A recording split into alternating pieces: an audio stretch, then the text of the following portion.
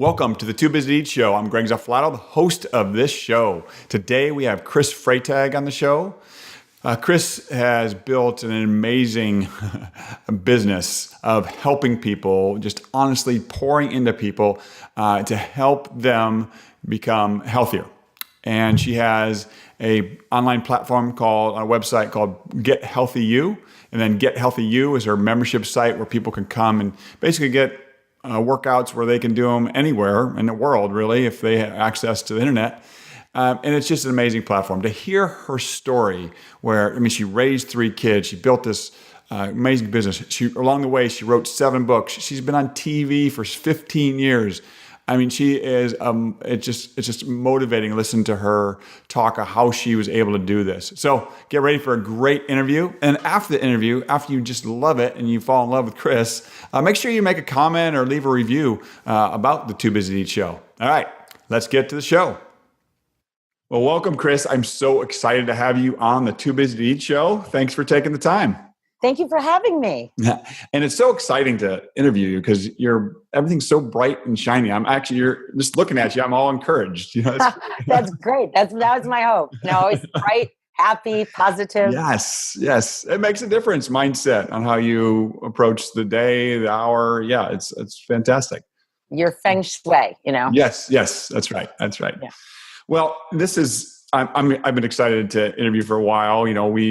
We have a mutual friend that I've heard a lot about you, so I've been very excited to interview you. And looking at the things you've done, it's pretty impressive. You've done a lot, and you've helped a lot of people, which is even better. A lot of people do a lot of things, but helping people along the way is pretty exciting. So why don't you give us a little bit of background of kind of what took you to where you are today? Okay. Yeah, I'm busy. That no, I actually did not start in fitness. So I'm turning 52 this month. I went to college in the early 80s, right? So in 1983, I sat in front of a college counselor and they said, "What do you like to do? What do you want to major in?" Yeah. And I said, "Well, I really like exercise." And they said, "Well, that's not a major. What do you want to do with your life?" So I ended up majoring in journalism. Right. And, back then my kids can hardly believe that we had no computers, no internet, no cell phones. I typed on a typewriter. And so I went through this whole journey of becoming a journalist. I love to speak. Obviously, those of you who know me, I love to communicate. I feel like I have that gift of being very approachable and I like to talk. But anyway, I graduated from college. Gyms just started kind of popping up. Right. Aerobics just was popping up. Thank you, Jane Fonda. And I got really into aerobics. And I always knew that I liked to run. I knew that I liked movement and exercise. But I got into this whole scene of aerobics and I thought, wow, I really love this. And it kind of became my side hustle. I taught aerobics at night. Yep, sure. But I had some great jobs in like advertising and printing, and I met some really great people who taught me great things. Yeah. But as personal training started to grow for women and as, fitness started to grow for women, I thought maybe I'll transition because I was just starting to have a family and it seemed like it would be good hours for my husband and I. He had a really crazy job. He has a really crazy job. So I ended up, when my second was born, quitting my journalism job and moving completely into fitness. Okay. And I had my personal training certification, already was teaching group fitness for like 5 years. So I transitioned into training full time. And then as the internet was born and as people started doing things like VHS tapes, which were so revolutionary back then, yes. I started making fitness DVDs fitness VHS tapes. And long story, I got hired by different companies and I was doing that. Then I transitioned into DVDs. Then I kind of picked my journalism back up, got involved with some TV, right? Got involved with writing books. And so kind of all transitioned along. And it was one of these weird things where I always thought that I'd have to go back to school and get my exercise physiology degree or something because I was a journalist, but actually journalism helped me create my career, if that makes sense. Yes. I was a personal trainer who could actually talk on TV, who could read a teleprompter, who could explain what I was doing, that kind of thing. So it all transitioned.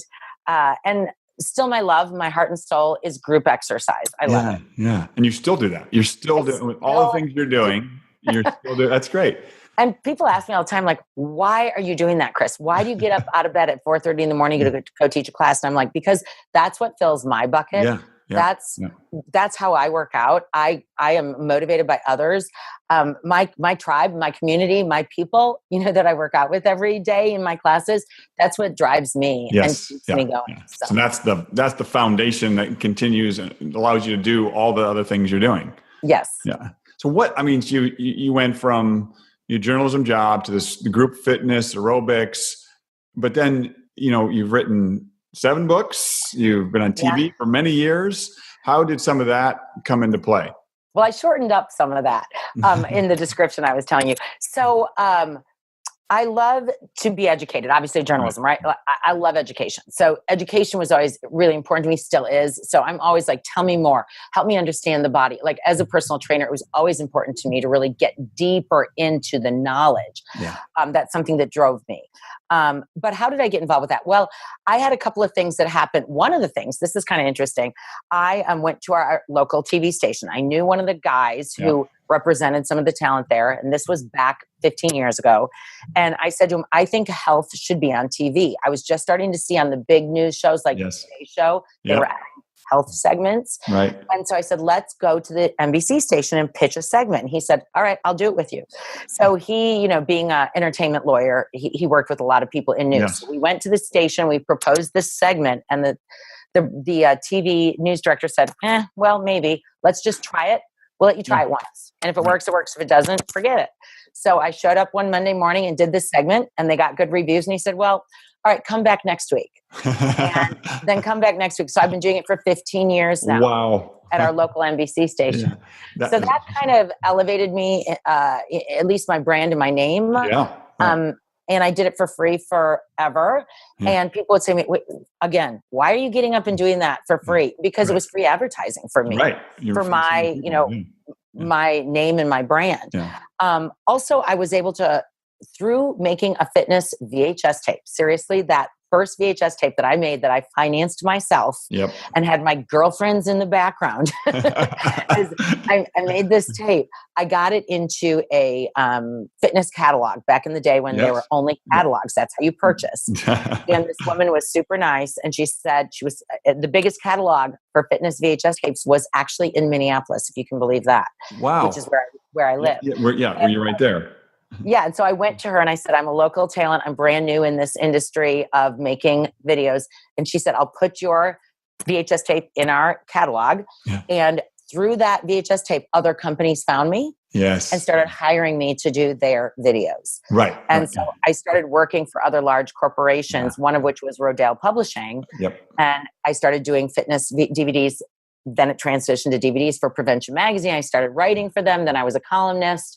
Then I did some books. And so it all kind of morphed from there.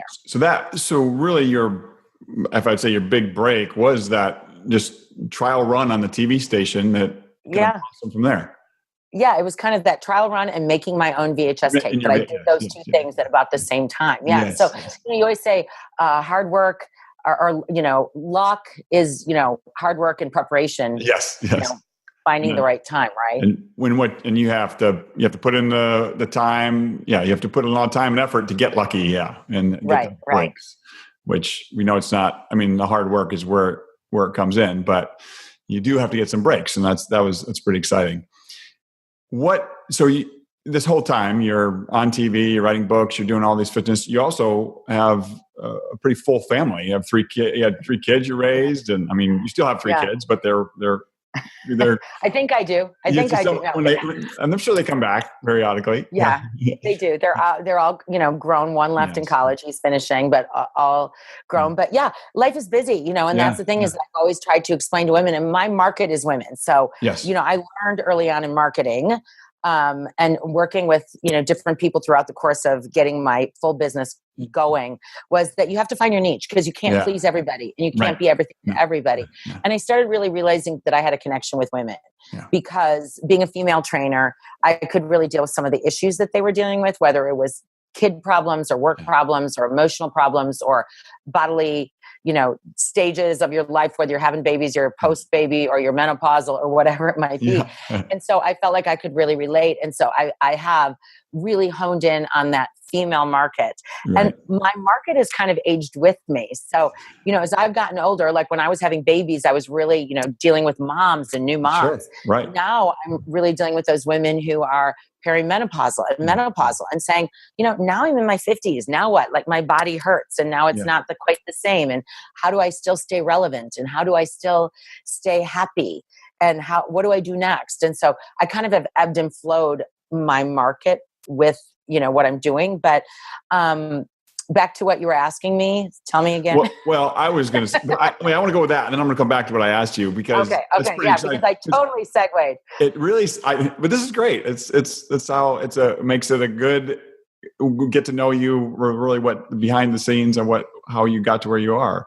But you were saying that it really seems like your crowd or your people have followed you for years. That's what when I read about you and learned about you, it seemed like, and it's a great testament to what you're doing because people are really attached to you. Well, and you know what? I will honestly say, yes, people have followed me for a long time and we've kind of all aged together and my community continues to grow. But what's interesting is now that like the whole world has moved online, and I can talk about that in a minute, how I transitioned to that, but people will write to our website, and I do have a team that works with me, and I do have people that help me on social media and all that stuff, but I do a lot of it myself. And sometimes people will say, Chris, you need to remove yourself. You need to just remove yourself and let other people do that for you. But you know what? In my heart, I care so much. Yes. And when someone writes to me and they're really asking a question about being 50 years old, my 25-year-old marketing person is probably not going to know the answer the way I do. Yeah. And so I am so passionate about it. Like I will sit there and I do answer tons of the questions that come in on Facebook, and I do answer tons of the stuff that come in on the website. And my team will say, stop. But I'm like, but I want to, I feel so obligated to give these people answers, good, bad, or not. I just do. Like, I'm so passionate that I want to help people really figure out who they are and how healthy they can be as they age. Right. And that's authentic. I mean, you're doing it because you are passionate about it, but that's why people love you, because you really are authentic when you're helping them, which is fantastic. That's really neat. It's good to see, because a lot of times, there's a lot of people out there to get exposure to make a buck, and they don't care necessarily how they get it done.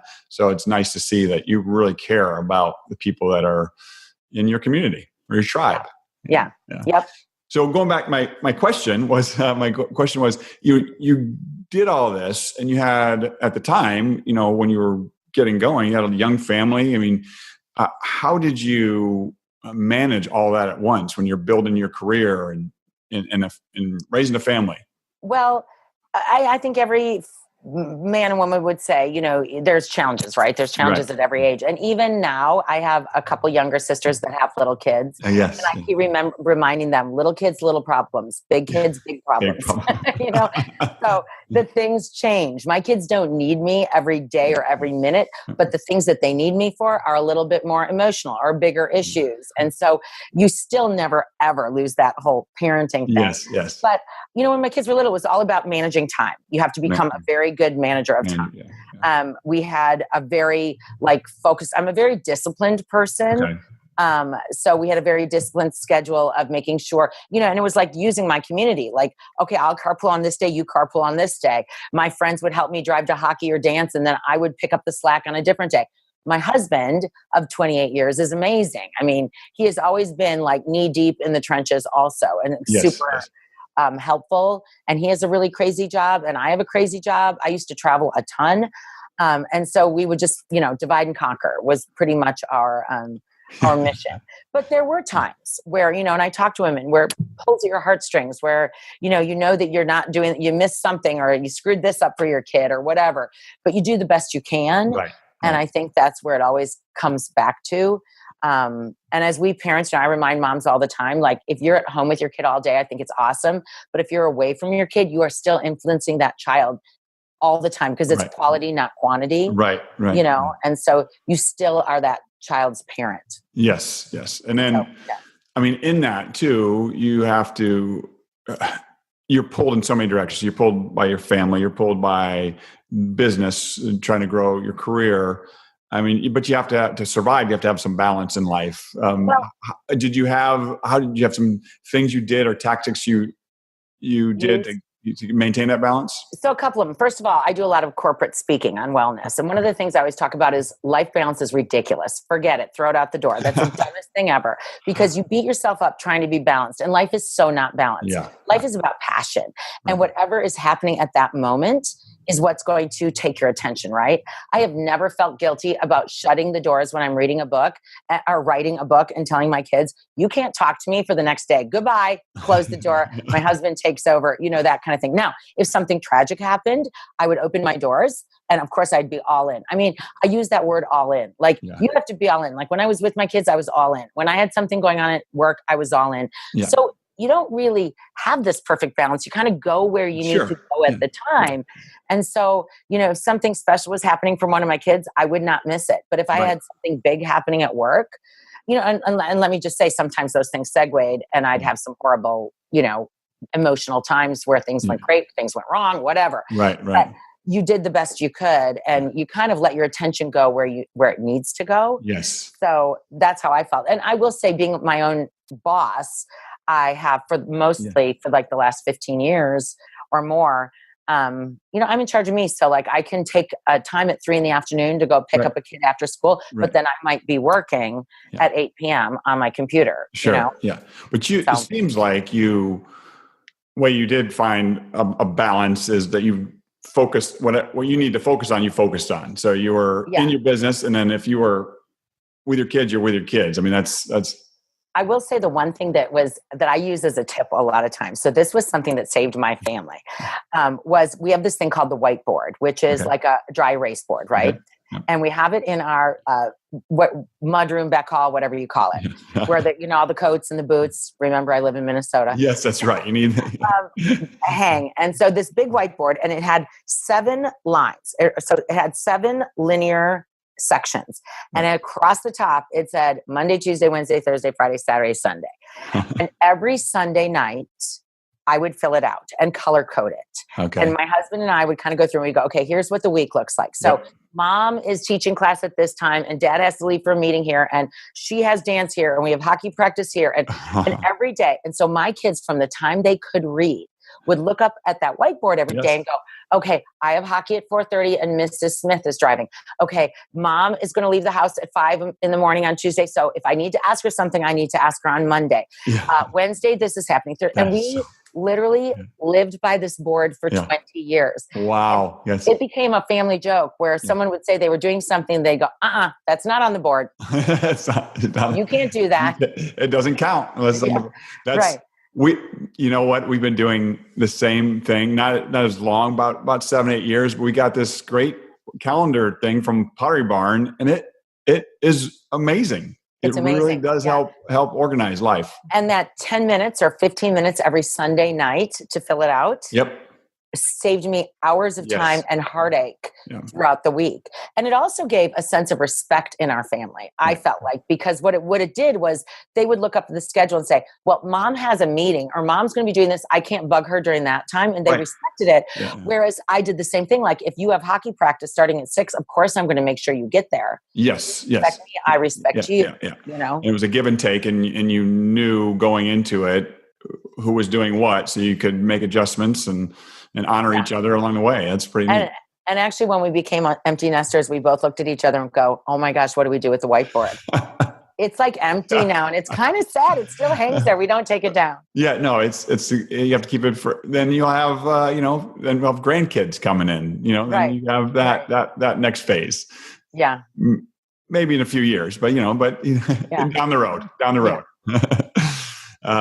So that's pretty neat. Now, you've your exercise DVDs, then or VHS, then DVD, now online.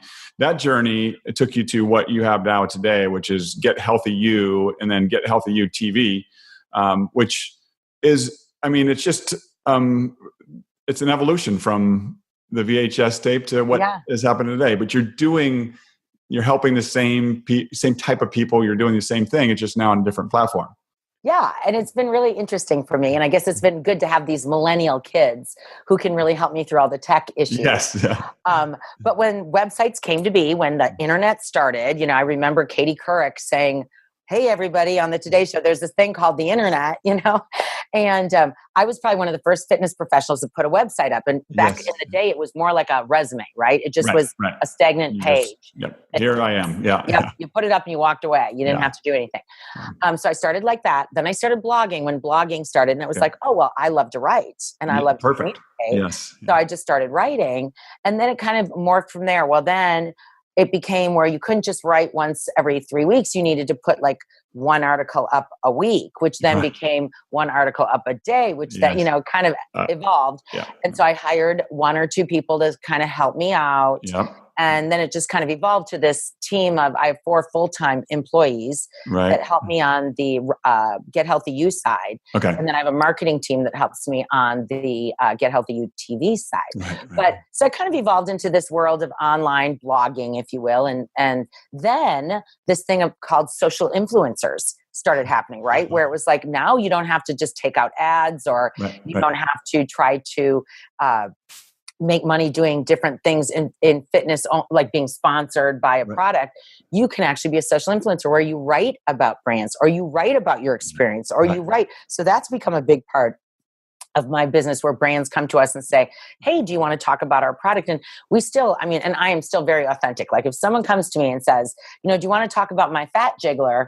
I will say, no, I'm not going to talk about that because it doesn't work. Right.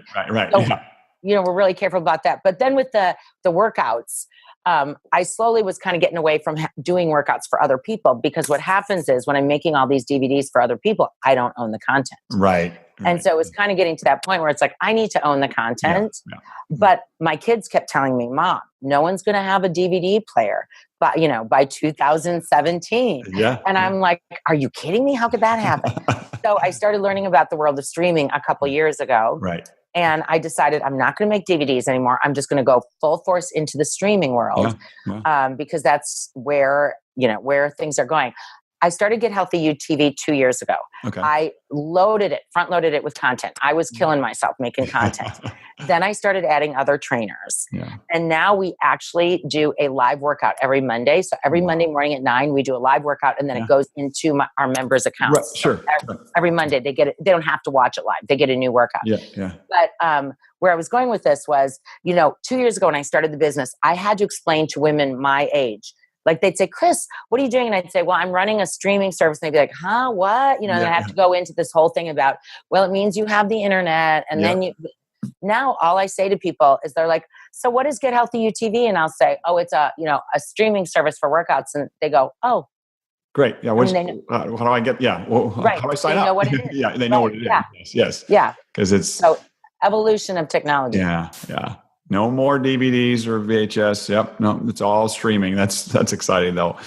Now, in your experience, I'm sure with your fitness background, nutrition's played a big part. Has that helped you in your journey as staying productive, staying on top of your game because you've been pulled so many ways, or how has it helped you? Fitness, I will go on record as saying, and I'm a fitness professional, that what you put in your mouth is more important than your fitness. It all starts with what you put in your mouth.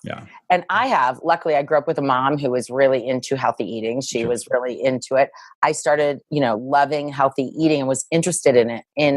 I was a typical college student, don't get me wrong. I had my share of pizza and beer. But I was always interested in healthy eating. And then that became a really big part of it because you can't really train people and help them lose weight or help them feel more fit or have them get more energy without making sure that what they're putting in their mouth, is full of nutrients. And so that's always been a big thing for me. And I've always been a lover of healthy eating and teaching other people about it and really helping people understand that healthy eating is actually fun. You can have a ton of fun eating healthy.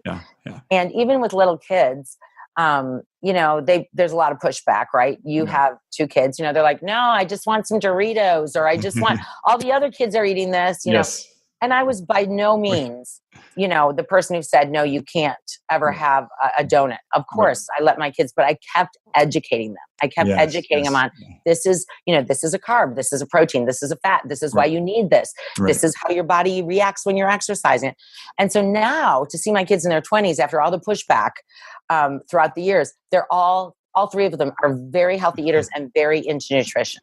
That is exciting for me to hear with the younger kids that we have that battle now. It's like we control the house, of course, but we're not going to do, you can't have this, you can't have this. When they're out, they do what they want and they eat what they want. Right. And it's exciting to see that if you keep pouring into them over time, they're going to buy into the philosophy that you've taught them for so many years. I have a really hilarious story. So one day for TV, this was literally 10 years ago, I went to the famous fast food restaurant and I went through the drive-thru and I got a burger and fries. And I brought it home and my kids were like, what is this? Whose is this? And I said, this is for TV tomorrow. Don't touch it. Left it on the counter. Yeah. And I was showing kind of the difference between a homemade hamburger and fast food hamburgers. And we were comparing calories and nutrients and all that stuff. And I was proving that, often a fast food hamburger is really not even truly real food. Right. So, and so caloric. Yeah. So, I brought the hamburger home after the TV segment and I thought, well, I'm just going to hold on to it. Yeah. And so I held on to it. And then to make the story really fast, somehow an apple pie got added to the display because my son had brought one home, never ate it. So I had this cheeseburger and this apple pie and I kept them in my pantry and nothing happened to them. No mold. No mold, no nothing. I scraped off the onions and the pickle, but the cheese, the bread, and the meat did not mold. The apple pie did not mold. So it started becoming this novelty, and my kids were going to school and telling everybody about it. My mom has this thing she's doing, and so kids were asking to come over. Mrs. Freytag, can we come over and see the cheeseburger? Like I had a museum. Can we come over and see the apple pie? Well, this thing lasted. I am not kidding you when I say right now, I still have that very same cheeseburger and apple pie in my pantry. 10 years later. It is not like a piece of wood. Yeah. It never molded. There's so many preservatives in it. It never molded. That is disgusting. I cannot believe it. Yeah. That is a good story. Yeah. And it was a talking point. I mean, kids still ask me today, seriously, do you still have that, Mrs. Freytag? I'm like, I do. Did it smell? Did it just... It kept that yummy smell of that store that you know about for literally 2-3 years. And then the smell dissipated. Now it smells like nothing. It's just, it's totally petrified. Right. It's it's like ceramic by now, but it kept that smell for way too long. Yeah. That just shows what they do to the food. Yeah. So you're not going to find mold or all these things on there because they can't, because there's so many different things protecting it from that. Yeah. What would you give? You have a one piece of advice you'd give to that busy, really on the go, you deal with a lot of women they're really trying to strive. They're where you were several years ago. They're trying to reach a certain goal, but they're super busy. What piece of advice would you give them? Well, my motto is strive for progress, not perfection.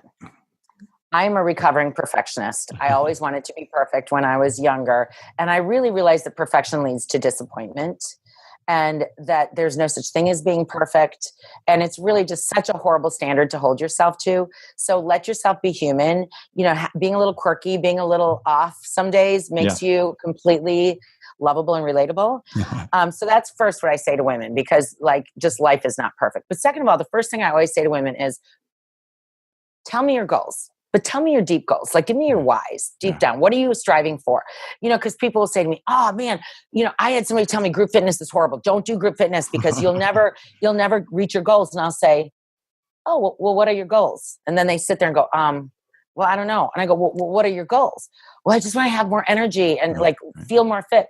Okay, well then group fitness fits that. Yes. If you were telling me you wanted to enter a bodybuilding contest, I would say, no, you probably don't want to do group fitness. You need to follow a certain regime. Right. But people have to get more clear on their goals and their deepest whys and then follow through, because it's not a cookie cutter thing. Health is not what works for me might not work for you. Right. My genetics are different than your genetics. Some people need more of one thing, then they need the other. Yeah. People have a propensity to certain types of exercise because it fits their personality. Yeah.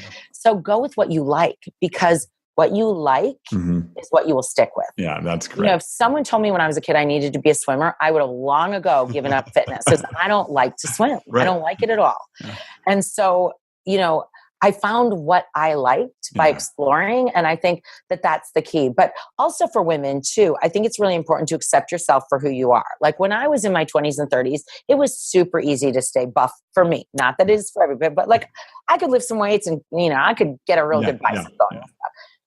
You hit your 40s, you hit your 50s, your body is changing, your skin is loosening, you're not looking the same that you looked before. And you have to really allow yourself to age and really be proud of yourself for what your body can do. And that's really my goal, is to let women allow themselves to age and go with it, right? But still be relevant.